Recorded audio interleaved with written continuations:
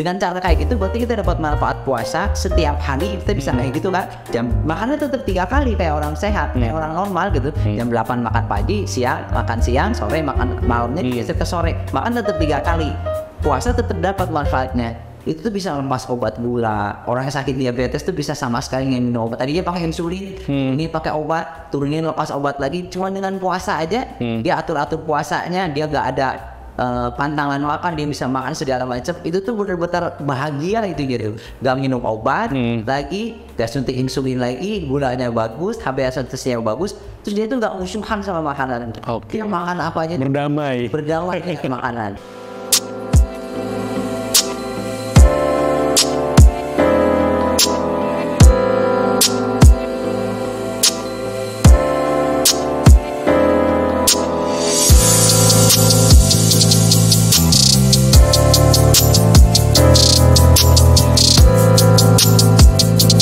Ini kan tadi mudik sudah cukup jelas, terus konsep Idul Fitri dan makan juga sudah cukup jelas dan sudah lengkap gitu dok ya. After Lebaran, apakah kita harus yang namanya membiasakan diri lagi? Maksudnya dalam artian, apakah kita harus terus puasa, ataukah seperti apa nih dok? Gitu. Jadi sebenarnya kalau dari kajian manfaat puasa untuk kesehatan banyak banget. Itu ada di masuk salah satu jurnal paling bergengsi di dokter, namanya New England Journal of Medicine. Itu salah satu jurnal paling dipercaya ya. Tahun 2019 akhir itu sebelum COVID itu ada artikel tentang manfaat puasa. Itu yang bikinnya bukan orang Islam, dia cuma bahwa puasa itu puasa intermittent, jadi puasanya masih minum. Bukan orang sana puasa ada makan, minum. Ini puasa boleh minum, cuma nggak makan aja gitu. Itu tuh sangat bagus buat kesehatan, buat banyak kali manfaatnya, buat kolesterol, gula, tensi segala macam. Jadi kan sebenarnya sayang kalau misalnya kita tuh cuma puasa pas bulan Ramadan aja. Nah, kalau pasien-pasien saya suruh puasa habis Ramadan tuh suka berat. Oh, di Ramadan sih enak banyak teman siang-siang gak ada gunaan gitu. Kalau malam, kalau bulan puasa paling Senin Kamis kan cuma 2 kali seminggu. Itu waktu itu juga kadang-kadang susah, kan godaannya besar gitu kalau orang parah sih dok ya, kurang kuat. Imunnya itu pada wajah makan siang. Jadi manfaat puasanya bisa dapat dengan namanya ada yang tren namanya puasa intermittent. Itu level-levelnya tuh banyak. Nah di Lira tuh ada tuh bisa konsultasi, ada program-program berat badan, poliklinik berat badan itu ada namanya yang paling gampang yang saya kasih info sedikit aja tentang namanya puasa intermittent yang level 1 yang paling gampang, yang paling sederhana. Bahkan anak kecil juga bisa, ibu hamil, orang tua, orang yang lagi sakit juga bisa. Jadi itu namanya puasa sama-sama 14 jam. Puasa itu dari kalau kita kan biasanya puasa dari jam 4 sampai jam 6. Berarti kan 14 jam. Ini sama-sama 14 jam, lama panjangnya, tapi waktunya digeser. Jadi kita dari malam ke pagi. Jadi kuncinya tuh cuma ngegeser makan malam ke makan sore. Jadi kita biasa makan malam dari jam 8. Sekarang geser ke sebelum maghrib. Jadi sebelum maghrib makan malam gitu. Terus kita udah kenyang, makan aja, nggak ada aturan jenis makanan yang makan sampai kenyang ya kayak tadi aturan tadi. Makan sampai kenyang apa aja boleh. Jam 6 selesai kan makan. Dari jam 6 sampai tidur tuh minum aja. Jangan makan lagi, puasa aja. Tapi bedanya bisa minum ya? Boleh minum, boleh minum obat, boleh minum gitu. Terus sampai jam 8 pagi. Jam 8 pagi kita makan pagi. Ya, berarti kan puasanya sama-sama 14 jam. Jam 6 sore sampai jam 8 pagi. Tapi boleh minum kan. Terus sebagian besar waktunya dihabiskan sama tidur kan. Jadi lebih ringan kan puasanya. Kalau tadi kan seharian bangun, kayak gini kan baru lagi lapar, capek. Kalau ini kan tidur.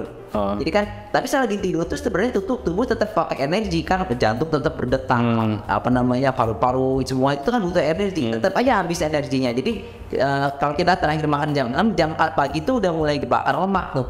Jam 4 paginya. Itu bangun tidur, kita mulai aktivitas, gulanya tuh udah habis dari jam 6 sampai jam 4 pagi tuh 10 jam udah mulai habis, jam 4 sampai jam 8 tuh mulai ngebakar lemak. Jadi manfaat puasa yang kita puasa Ramadan tuh mirip-mirip dapetnya gitu. Cuma memang lebih bagus puasa Ramadan karena kalau dry fasting yang gak makan dan minum itu lebih membakar lemak lebih. Tapi maksudnya itu untuk membiasakan kan. Terus kita jam 8 buka puasa. 8 pagi lah. 8 pagi kan artinya waktu makan pagi kan. Nah terus makan pagi jam 8, makan apa aja sampai kenyang. Makan itu pasti ini kuat karena udah puasa 14 jam. Pasti enak banget tuh makannya. Nasi boleh dok? Nasi uduk kayak gitu? Apa aja boleh. Nanti mau nasi uduk, mau segala macam, yang penting jangan kekenyangan. Nah udah kenyang, udah jam 8 makan, terus jangan mil-mil jam 10. Nanti makan lagi tuh jam 12, jam 1. Jadi artinya dari jam 8 itu kita kan udah kenyang. Itu cukup sampai jam 12 jam 1 siang. kalau ada cemilan ditawarin sama temen, disimpan aja. Buat nanti. 12 jam 1, baru kita makan dulu cemilan, baru makan besar. Nanti makan besar jam 12:01 kan sampai kenyang lagi, makan lagi nanti jam 5, setengah 6 tadi. Oke, sore. Berarti kan waktunya tuh selalu kita, jadi dengan cara itu gimana? Kita tuh nggak pernah makan kecuali kita lapar. Kita nggak pernah makan sampai kenyang, dan kita di antara waktu makan tuh kita cuma makan aja, makan pagi, makan siang, makan sore, tapi kita segala macam dimakan. Kue, tapi kuenya tuh dimakan pas makan sore misalnya. Kopi itu pas makan sore, lagi makan sore. Jadi lebih disiplin dok ya? Ini makan di antara waktu makan tuh kita nggak ngemil apa, ngemilnya tuh pas jam-jam makan besar. Dengan cara kayak gitu berarti kita dapat manfaat puasa setiap hari, kita bisa kayak gitu kan. Jam makannya tetap 3 kali kayak orang sehat, kayak orang normal gitu. Jam 8 makan pagi, siang makan siang, sore makan malamnya geser ke sore. Makan tetap 3 kali. Puasa tetap dapat manfaatnya. Nah, kalau bisa tiap hari kayak gitu, berarti kita bisa puasa sepanjang tahun gitu. Sampai nanti tahun depan pas bulan Ramadan puasa lagi dari pagi ke malam. Sekarang pas bulan Ramadan puasanya dari malam ke pagi. Itu tuh pasien-pasien saya yang saya suruh puasa kayak gitu, nanti dia pelan-pelan dinaikin level-level puasa. Itu katanya level 1, bisa naik ke level selanjutnya. Itu tuh bisa lepas obat gula. Orang yang sakit diabetes tuh bisa sama sekali nggak minum obat. Tadi dia pakai insulin, ini pakai obat, turunin lepas obat lagi. Cuma dengan puasa aja, dia atur-atur puasanya, dia nggak ada pantangan makan, dia bisa makan segala macam. Itu tuh benar-benar bahagia itu gitu. Gak minum obat lagi, gak suntik insulin lagi, gulanya bagus, HbA1c-nya bagus. Terus dia tuh gak musuhan sama makanan. Dia makan apa aja berdamai dengan makanan. Terus gulanya bagus, kolesterolnya ikut turun, berat badan ikut turun. Termasuk sama penyakit mah dok bisa? Kalau sakit mah memang, kalau sakit mahnya berat itu barengin sama obat mah. Jadi puasa ya kayak tadi, tapi jam 5 sore dia minum obat mah, nanti jam 5 pagi dia minum obat mah lagi. Itu bisa puasanya, jadi kuat kalau puasanya dibantu obat. Kan pengobatan lambung kan cuma 8-10 minggu aja. Kalau misalnya puasanya kan sepanjang tahun nanti. Tapi ini dengan pengobatan mah malah lebih cepat sembuhnya, karena sih dengan puasa itu, kalau mah dengan puasa kombinasi nggak cuma obat, si puasanya itu memberi waktu ke lambungnya untuk beristirahat. Jadi jam 6 sore sampai jam 8 pagi kan gak ada makanan masuk, berarti lambungnya istirahat. Nah lambung itu kalau istirahat dia memperbaiki sel-selnya yang rusak tadi, jadi dia ngebantu kerja obat. Dan cuma obatnya. Jadi itu pasien-pasien itu yang sakit gula, darah tinggi, pasien itu bisa berat badan 120 kilo, suruh puasa aja nggak olahraga bisa 30 kilo turun dalam 3 bulan gitu. Nggak minum suplemen apa-apa, bener-bener cuma rajin puasa aja. Cuma nanti levelnya dinaikin pelan-pelan, itu ada dibimbing khusus lah gitu ya. Nanti kalau level 1 aja kan tadi gampang sih, orang bisa. Level yang lebih tinggi itu misalnya sekali-sekali tuh skip makan pagi gitu.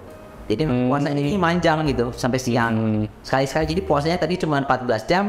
Sekali ditambah ya 18 jam gitu. Nah itu jadi pembakaran kenyang terus kan. Kan jam 4 pagi udah mulai ngebakar lemak sampai jam 8. Kalau kita jam 8 cuma minum air putih aja, lanjut itu pembakaran lemak. Itu lebih cepat turun berat badannya. Nah kayak gitu aja udah. Jadi sayang sekali kalau puasa, manfaat puasa yang luar biasa ini cuman nanti kita baru dapat lagi tahun depan. Terus juga kalau puasa Senin Kamis bagus, cuma seminggu cuma 2 kali. Saya kurang maksimal ya dok? Kurang maksimal buat kontrol gula, nggak pakai obat susah pakai Senin Kamis. Tapi kalau Senin Kamisnya mau, Senin Kamis nanti Selasa Rabu Jumat Sabtu Minggunya puasanya dari malam ke pagi. Kurang lebih kayak gitu. Itu tuh benar-benar bisa ngurangin obat kolesterol turun, kolesterolnya tuh berat badan turun, obat tensi juga kadang-kadang suka berkurang gitu. Jadi si pasien tuh senang sekali gitu. Dia tuh happy karena gulanya bagus, kolesterol bagus, tensi bagus, tapi obat nggak ada, terus sama makanan tuh nggak mau suka lagi. Biasanya gue boleh makan nih, gue boleh makan susah gitu. Itu untuk orang yang sakit gula aja bisa kayak gitu. Apalagi orang sehat yang punya bakat gula, misalnya orang tuanya punya gula, dia ketakutan kayak gula lagi kan ada faktor turunan tuh kan. Tapi masih sehat nih, jalanin aja puasa kayak gitu. Terus panduan makannya yang kayak tadi, makan tuh kalau udah kenyang berhenti, kalau nggak lapar jangan makan.